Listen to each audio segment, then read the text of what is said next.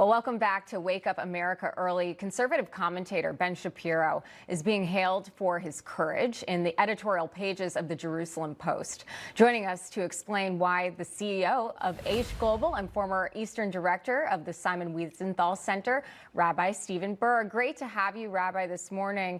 You were moved to write this opinion piece after hearing about Ben Shapiro's remarks at last weekend's massive Turning Point convention. Here's what Shapiro said. If you host a Hitler apologist, Nazi-loving, anti-American piece of refuse like Nick Fuentes,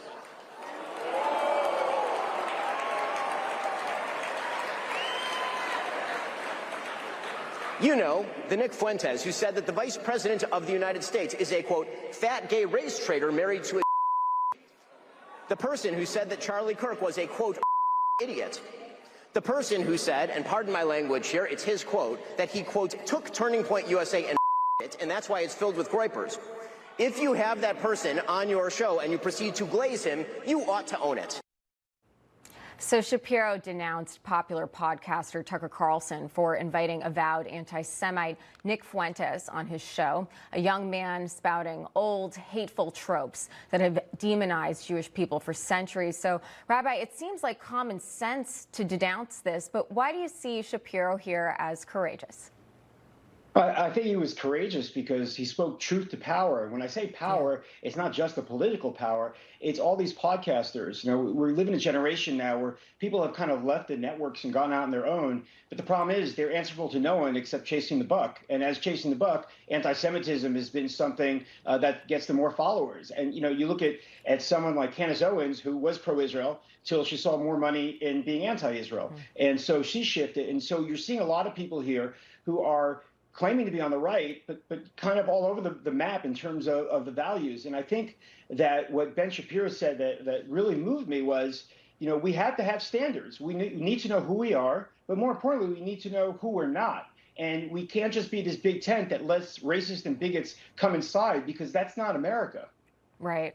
Well, now, as far as we know, Tucker Carlson is not a member of the clergy, but he told the crowd that anti-Semites have a right to a platform for their hate speech because they, quote, have a soul. To hear calls for, like, deplatforming and denouncing people at a Charlie Kirk event, I'm like, what? This is hilarious. I don't hate you or anyone else. I love this country. I'm going to be here till I die. I have an absolute God-given right to ask these questions. So as a rabbi, how do you respond to Carlson, who seems to feel that giving anti-Semites a platform is a God-given right?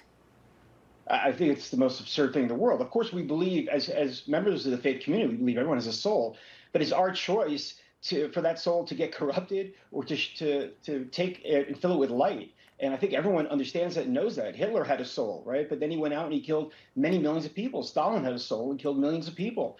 And I think that what we're seeing here is those that traffic in hate speech over and over and over again, they should not get a platform. And certainly, if you are going to give a platform, ask tough questions. What he has been doing, and it's not just Nick Fuentes, we've watched it literally over the last couple of months. He has taken people out there and given them softball and just, you know, he doesn't want to say it himself because then people accuse him. So he's just giving them platform to people that traffic in conspiracy theories that are totally absurd.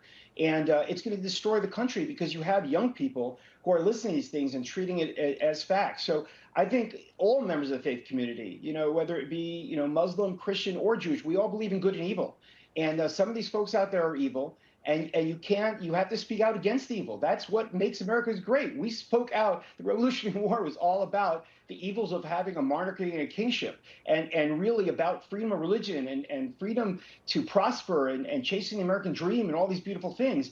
And here we're going back to give platforms to people that want to rip all of that down, and it's horrific.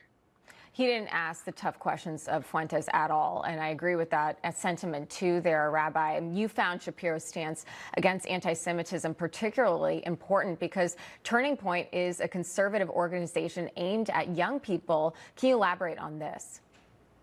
Yeah, look, I think Charlie Kirk was really an amazing person, and I think a lot of us had a lot of respect for him.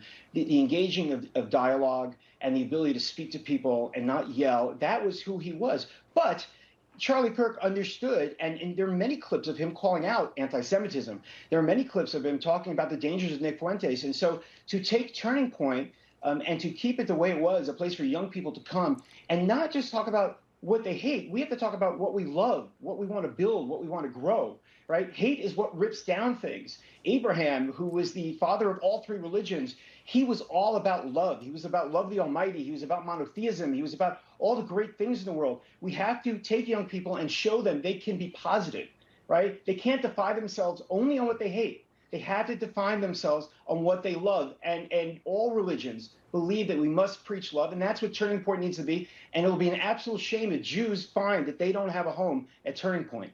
Right. Couldn't agree with you more. Thank you, Rabbi Steven Burg. An important op-ed to check out. Appreciate it. Thank you. God bless.